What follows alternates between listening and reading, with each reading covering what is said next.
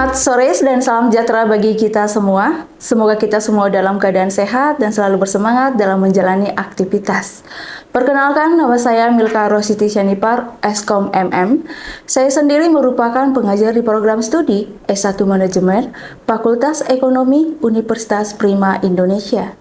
Saya telah mengabdikan diri di dunia pendidikan sejak tahun 2020.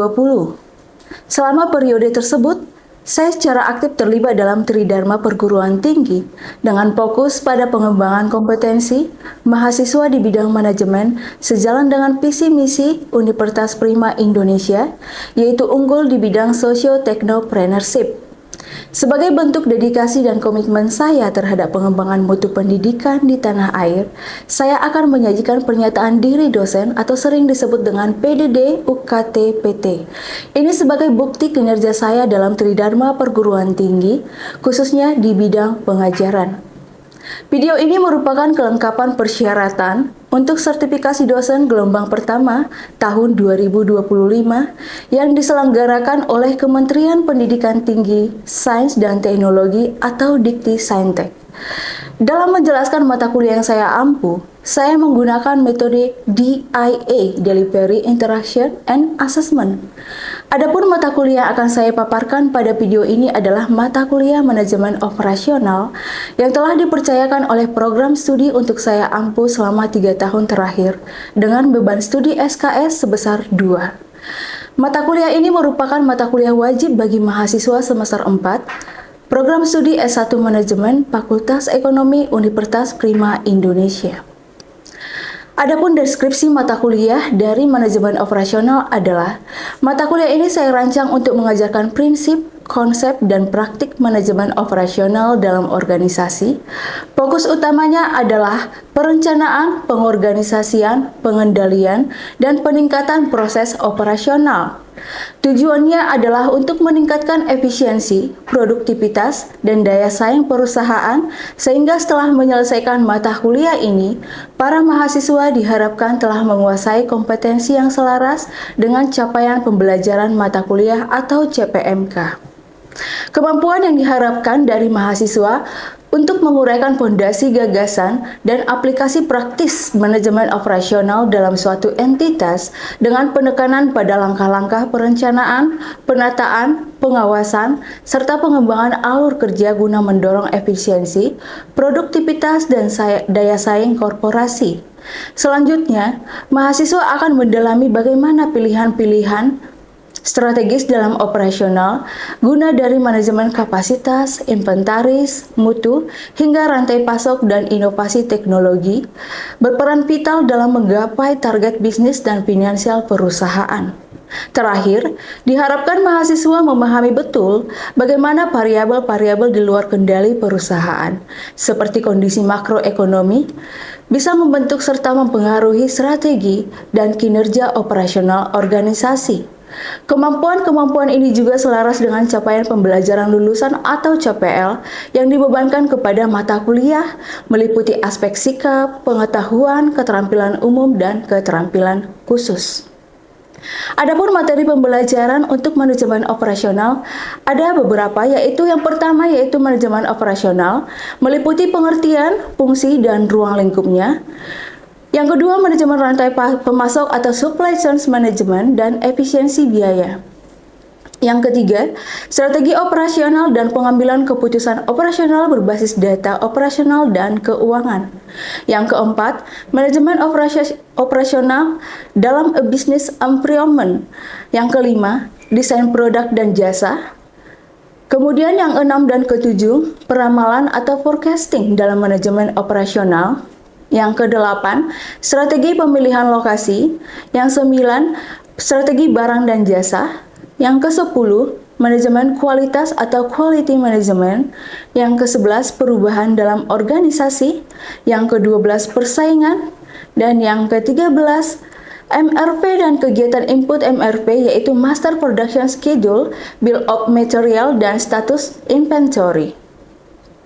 Adapun mode dan metode pembelajaran yang saya gunakan di mata kuliah ini adalah proses pembelajaran dilakukan secara luring atau tatap muka selama 16 pertemuan yang dirancang untuk mendukung capaian pembelajaran lulusan atau CPL dan capaian pembelajaran mata kuliah atau CPMK.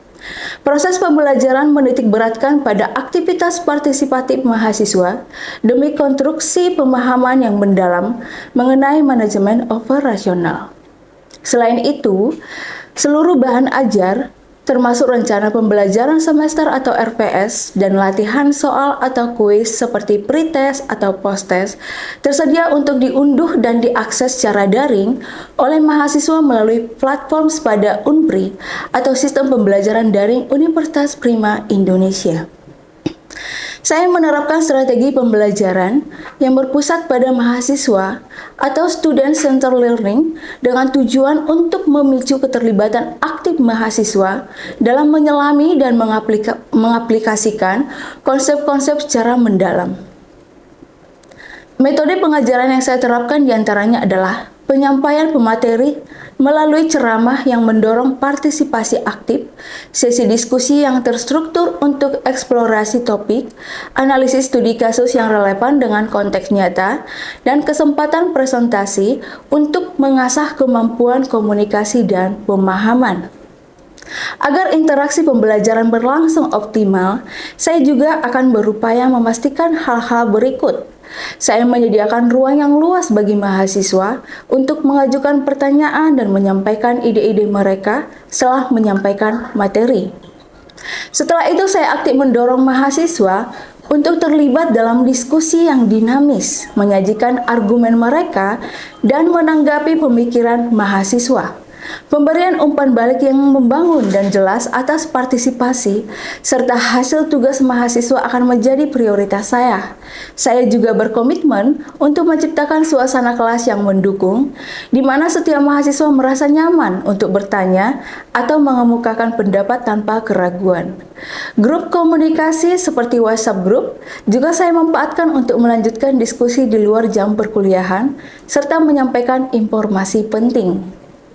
Sistem penilaian pada mata kuliah yang saya gunakan adalah penilaian capaian belajar mahasiswa dilaksanakan secara menyeluruh dengan menggabungkan beberapa komponen. Komposisi penilaian didasarkan pada partisipasi aktif sebesar 10%, tugas merupakan pretest dan posttest sebesar 10%, ujian tengah semester atau UTS sebesar 30%, dan ujian akhir semester sebesar 40%, serta kehadiran 10%. Nilai akhir yang akan diperoleh mahasiswa akan dikonversi ke dalam rentang huruf A, B, C, D, dan E, sesuai dengan standar akademik yang berlaku di Universitas Prima Indonesia. Nilai A diberikan untuk capaian sangat baik, yaitu skor 80-100, B untuk skor 70-79 dikategorikan baik, C untuk kategori cukup yaitu skor 60-69, D untuk kurang di skor 31-59, dan E untuk tidak lulus di skor 0-30. Dengan batas kelulusan minimum pada nilai C. Baiklah Bapak Ibu, demikianlah pemaparan saya. Besar harapan saya, penjelasan ini dapat memberikan gambaran yang komprehensif tentang komitmen saya dalam menghasilkan lulusan yang berkualitas dan berdaya saing. Selanjutnya, mohon agar Bapak Ibu menyimak video perkuliahan manajemen operasional sebagai bagian dari proses penilaian kelayakan untuk memperoleh sertifikasi pendidik bagi seorang dosen. Terima kasih atas perhatian Bapak Ibu sekalian dan selamat menyaksikan. Oke, selamat sore semua. Sore, Bu. Apa kabar hari ini? Baik. Nah, sebelum kita mulai perkuliahan kita hari ini, ada baiknya kita mengawali semua aktivitas kita dengan berdoa. Marilah kita berdoa menurut agama dan keyakinan kita masing-masing. Doa dimulai. Doa selesai. Oke. Sudah pada makan kan tadi ke kampus? Karena kalau perut kita sudah kenyang atau terisi, itu konsentrasi kita pasti akan lebih meningkat lagi ya, lebih konsentrasi, lebih fokus. Pertemuan hari ini kita masuk ke dalam pertemuan ketiga, yaitu mengenai strategi operasi. Tapi sebelumnya, ada baiknya kita akan mereview terlebih dahulu ya mereview kembali topik-topik perkuliahan yang sudah kita lalui di pertemuan sebelumnya. Kalau di pertemuan sebelumnya atau di awal, kita telah berbicara mengenai RPS atau rencana pembelajaran semester, di mana di RPS itu kalian dijelaskan mengenai topik-topik yang akan kita pelajari selama 1 semester ke depan. Ya, yang di dalamnya terdapat ada 2, yaitu UTS dan UAS, bentuk ujian kalian nanti. Nah, kemudian di pertemuan sebelumnya juga kita telah membahas yang namanya SCM, yaitu Supply Chain Management dan Efisiensi Biaya. Nah, kira-kira supaya kita masuk ke topik ketiga, ada yang tahu tidak apa itu SCM? Kita kan sudah belajar ya pertemuan kemarin. Kita ingin mengulang kembali ingatan kita mengenai SCM atau Supply Chain Management atau manajemen rantai pemasok. Yuk silakan. Apa itu SCM? Apa itu manajemen rantai pemasok? Silakan. Ya silakan. Manajemen rantai pemasok atau SCM adalah pengelolaan aliran barang, informasi, dan keuangan dari pemasok melalui perusahaan hingga ke konsumen akhir. Tujuannya untuk meningkatkan efisiensi, mengurangi biaya, dan meningkatkan kepuasan pelanggan, Bu. Oke, terima kasih sama Palwan ya. Yep. Oke, terima kasih Palwan. Tadi sudah disebutkan teman kita apa itu SCM. Jadi kita akan mengingatkan kembali SCM itu apa ya. Tujuannya tadi untuk meningkatkan efisiensi dan biaya ya.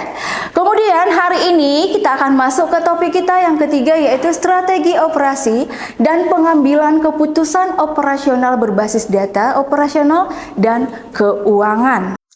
Nah, di sini adik-adik boleh lihat ada kemampuan sebelum kita masuk ke materinya, ada beberapa capaian yang harus kalian dapatkan setelah kalian belajar di topik ketiga ini ya. Kemampuan akhir yang diharapkan yaitu mahasiswa mampu menjelaskan mengenai strategi operasi ya, dan pengambilan keputusan operasional berbasis data operasional dan keuangan. Itulah setelah materi ini, setelah pertemuan ini, itulah hasil yang harus kalian capai ya. Nah, kemudian ada beberapa fokus ya, ada beberapa fokus mengenai materi perkuliahan hari ini. Yang pertama itu adalah fokus pertemuannya membahas perumusan strategi, kemudian pengambilan keputusan berdasarkan data operasional dan keuangan.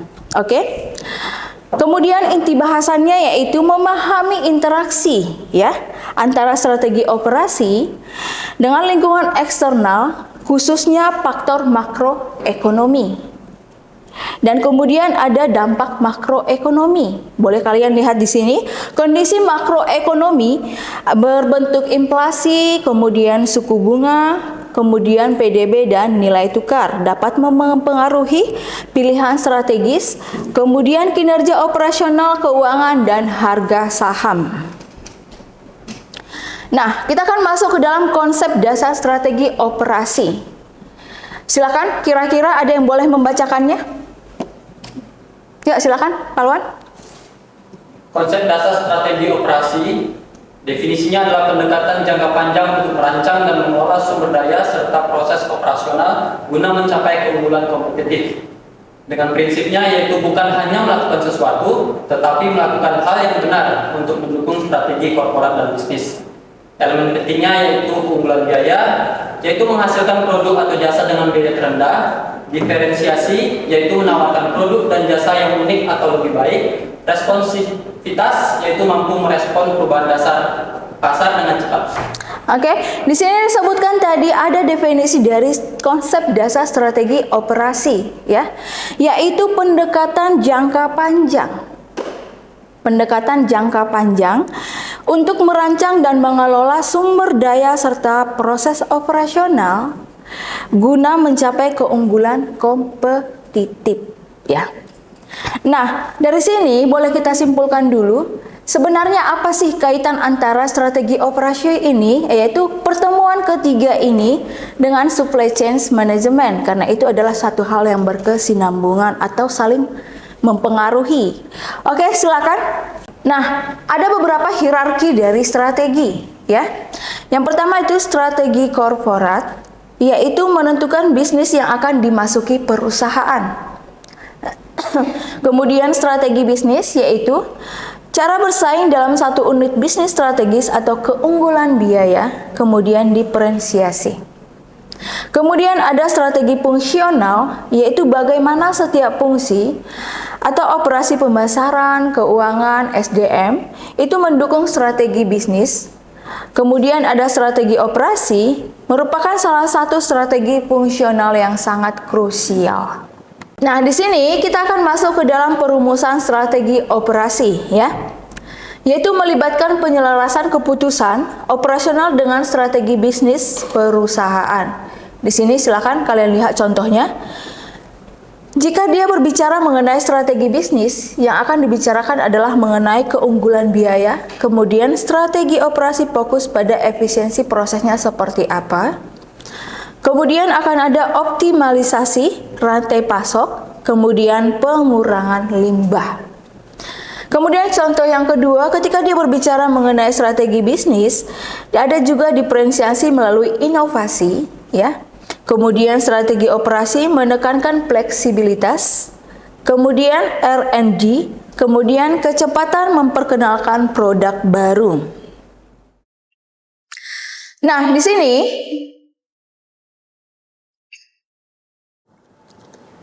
di akhir nanti pelajaran kita hari ini, kita akan masuk ke namanya ya studi kasus. Jadi kita setelah materi, kita akan mempraktekkan kemampuan analisis kalian di dalam sebuah studi kasus, ya. Nah, kita akan membagi kalian menjadi, kalian ada berapa orang ya? 20 orang. Itu nanti silakan kita akan bagi menjadi sekitar 5 kelompok. 5 kelompok. Mungkin silakan dari di awal ini dulu. Yang pertama, kedua, ketiga, dan keempat. Berarti 5. Selanjutnya nanti dihitung dan kelima. Oke, silakan duduk sesuai dengan kelompoknya. Oke, di sini kalian sudah membagi kelompoknya, ada 5 kelompok. Tapi sebelum kita masuk ke dalam studi kasus, permasalahan atau studi kasusnya, di sini ada kalian lihat ada sekitar pertanyaan, ada pertanyaannya. Nah, jelaskan konsep dasar strategi operasi, mengapa strategi ini menjadi krusial, ya, bagi keberhasilan perusahaan, terutama dalam kaitannya dengan hierarki strategi korporat dan bisnis. Berikan contoh bagaimana strategi operasi mendukung strategi bisnis. Silakan, siapa yang boleh menjawab? Oke, silakan. Zinda, jawabannya itu konsep dasar strategi operasi dan krusialnya bagi perusahaan. Strategi operasi didefinisikan sebagai pendekatan jangka pendek untuk merancang dan mengelola sumber daya serta proses operasional guna mencapai keunggulan kompetitif. Ini bukan hanya tentang melakukan sesuatu, tapi melakukan hal yang untuk mendukung strategi korporat dan bisnis perusahaan. Nah, di sini di tabelnya boleh kalian lihat kinerjanya seperti apa, ya. Nah, yang menjadi permasalahan di PT Manufaktur Prima ini adalah manajemen pada PT Manufaktur Prima khawatir dengan penurunan drastis laba bersih dan peningkatan rasio utang. Itu perlu merumuskan strategi operasi yang efektif untuk menghadapi kondisi makroekonomi yang menantang agar perusahaan dapat bertahan, ya, bertahan dari yang namanya bangkrut atau failed. Menjaga profitabilitas dan pada akhirnya mempertahankan kepercayaan investor jika suatu saat go public atau mempertahankan nilai perusahaan di mata pemegang saham saat ini. Nah, yang harus kalian diskusikan dari studi kasus ini adalah ada sekitar 3 pertanyaan, ya. Yang pertama, berdasarkan data dan kondisi makroekonomi tadi, bagaimanakah faktor-faktor eksternal tersebut mempengaruhi kinerja operasional dan keuangan pada PT Manufaktur Prima secara spesifik, ya. Kemudian yang kedua, silakan identifikasi dan jelaskan setidaknya 3 keputusan strategis manajemen yang dapat diambil PT Manufaktur Prima untuk menghadapi kondisi tersebut, ya. Kemudian yang ketiga, bagaimana keputusan strategis manajemen operasional yang diusulkan pada poin 2 dapat berkontribusi pada upaya PT Manufaktur Prima untuk menjaga stabilitas perusahaan. Oke, silakan masing-masing kelompok untuk mengerjakannya. Kita beri waktu sekitar 20 menit, ya. Silakan. Oke, gimana? Sudah selesai hasil diskusinya? Oke, ada 3 pertanyaan tadi dari studi kasusnya, ya. Mungkin pertanyaan pertama boleh dijawab oleh kelompok 1. Mana kelompok 1? Ya, silakan. Siapa kira-kira yang boleh menjawab dari kelompok 1?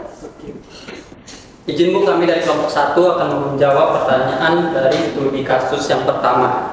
Nah, dari hasil diskusi kami Bu, dampak faktor makroekonomi terhadap kinerja PT Manufaktur Prima yaitu adanya pelemahan rupiah dan inflasi biaya. Ini menjadi dampak operasional, di mana pelemahan rupiah itu meningkatkan biaya bahan baku impor per unit sebesar 16,67% dari 15.000 menjadi 17.500. Artinya inflasi ini menaikkan biaya tenaga kerja langsung per unit sebesar 10%. Kenaikan suku bunga acuan, gaya modal dan permintaan, yakni dampak operasionalnya, suku bunga tinggi dapat menunda investasi baru yang seharusnya bisa meningkatkan efisiensi atau kapasitas, meskipun data spesifik untuk investasi tidak diberikan, namun ini merupakan implikasi umum. Kemudian dampak keuangan, kenaikan suku bunga meningkatkan beban bunga atau pinjaman variabel PT Manufaktur Prima yang berkontribusi pada peningkatan beban operasional lain sebesar 16,67%. Kemudian dampak operasional dan keuangan, suku bunga tinggi juga menekan daya beli dan membatasi kredit konsumen untuk pembelian kendaraan yang secara langsung mengurangi volume pesanan komponen otomotif. Kemudian perlambatan pertumbuhan ekonomi PDB permintaan. Dampak operasionalnya menyebabkan perlambatan ekonomi secara keseluruhan, mengurangi permintaan agregat termasuk permintaan akan komponen otomotif. Kemudian dampak keuangannya, penurunan volume penjualan secara langsung, memangkas pendapatan perusahaan sebesar 500 juta. Secara keseluruhan, kombinasi inflasi, suku bunga tinggi, dan perlambatan ekonomi menyebabkan peningkatan biaya produksi per unit dan penurunan volume penjualan. Hal ini secara kumulatif mengakibatkan penurunan laba bersih yang sangat drastis, lebih dari 90%. Demikian presentasi dari kelompok 1, Bu. Kami ucapkan terima kasih. Oke, terima kasih. Saya dari perwakilan kelompok 2 ingin menjawab pernyataan nomor 2. Jadi, keputusan strategi manajemen operasi yang dapat diambil dari PT Manufaktur Prima perlu mengambil keputusan strategi operasi yang berani dan terencana untuk menghadapi kondisi ini. Berikut adalah 3 usulan dari kelompok kami. Yang pertama adalah strategi optimalisasi rantai pasok dan pengelolaan persediaan.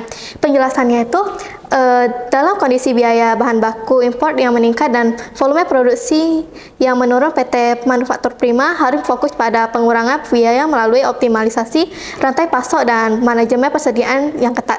Ini melibatkan negosiasi ulang kontrak dengan pemasok domestik. Kemudian ada strategi peningkatan efisiensi proses produksi. Penjelasannya itu, meskipun sudah ada investasi pada teknologi modern, dengan tingkat pemanfaatan kapasitas hanya 70%, PT Manufaktur Prima harus mengidentifikasikan dan menghilangkan bottleneck serta pemborosan dalam produk produksi. Ini bisa berupa, yang pertama itu penerapan prinsip lean manufacturing untuk mengurangi limbah dan waktu siklus.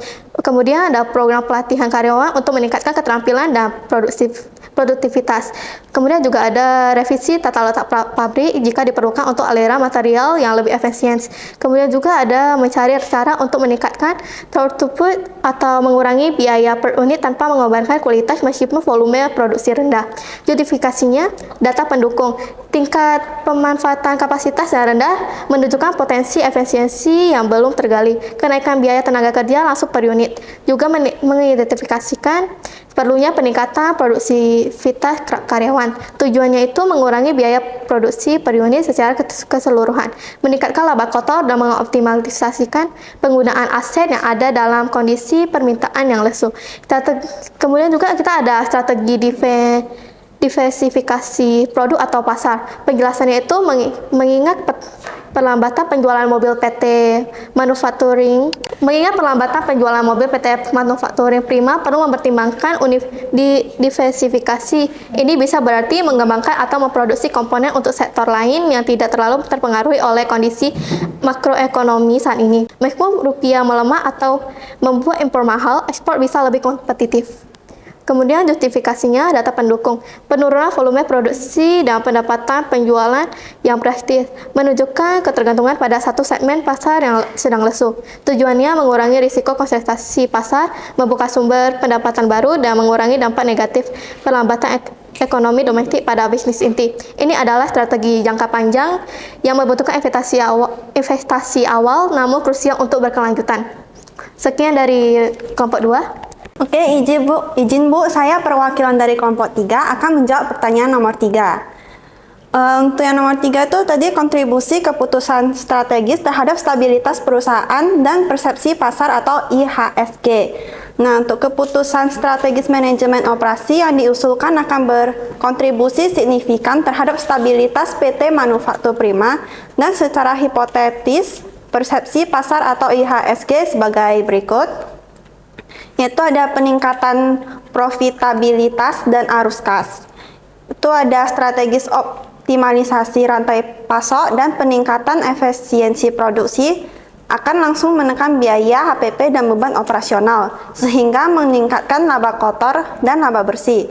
Peningkatan laba bersih pun akan memperbaiki fundamental keuangan perusahaan. Dan ada perbaikan arus kas akibat pengurangan biaya dan manajemen persediaan yang lebih baik. Itu akan meningkatkan likuiditas perusahaan, mengurangi kebutuhan akan pinjaman baru yang mahal, dan membantu membayar kewajiban bunga yang meningkat. Dan yang terakhir ada peningkatan kepercayaan investor jangka panjang.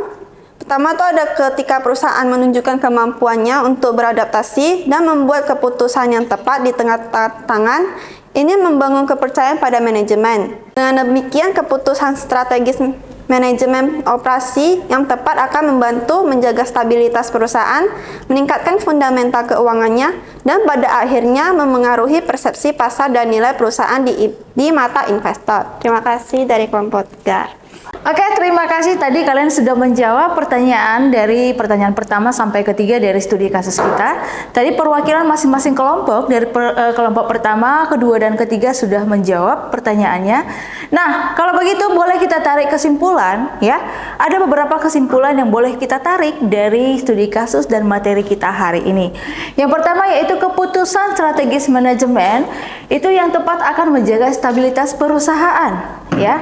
Kemudian meningkatkan fundamental keuangan dan mempengaruhi persepsi pasar serta nilai perusahaan di mata investor.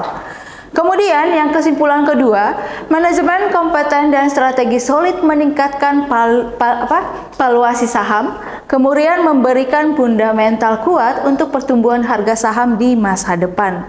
Kemudian kesimpulan yang terakhir adalah strategi jangka panjang seperti diversifikasi menunjukkan visi dan keberlanjutan bisnis. Oke, sampai di sini paham?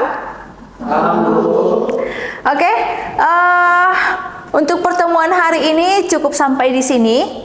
Kita akan lanjutkan ke pertemuan keempat yaitu di minggu depan. Oke, terima kasih untuk pertemuan hari ini.